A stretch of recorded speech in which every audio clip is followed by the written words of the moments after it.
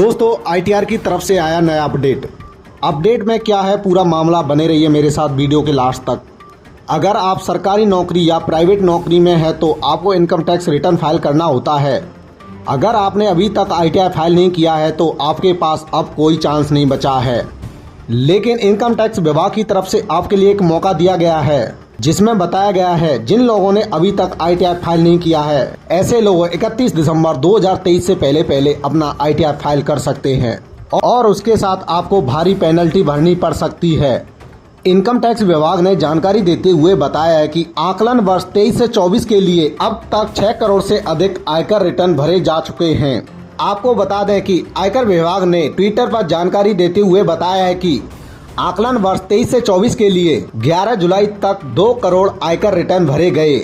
और बताया जा रहा है कि पिछली साल 20 जुलाई तक 2 करोड़ आयकर रिटर्न फाइल किए गए थे।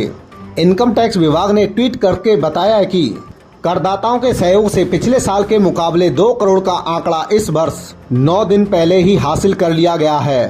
टैक्स विभाग ने आकलन वर्ष 23-24 के लिए अब तक रिटर्न नहीं भरने वालों से समय से पहले इनकम टैक्स रिटर्न दाखिल करने की सलाह दी थी और उनको बताया कि इनकम टैक्स दाखिल करने की आखिरी तारीख 31 जुलाई 2023 रखी गई है। जिसके साथ साथ आपको बता दें कि इनकम टैक्स विभाग ने कई तरह के बदलाव भी किए गए हैं, जिसमें न्यू पैकेजिंग के तहत 7 लाख तक की आमदनी करने वाले आवेदकों का टैक्स फ्री है। इसी तरह यदि कोई ओल्ड टैक्स रिज्यूम को चुनता है तो 60 साल से कम उम्र वालों के लिए यह छूट मात्र 2.5 लाख रुपए है और 60 साल से अधिक उम्र वालों के लिए यह छूट 3 लाख रुपए रखी गई है।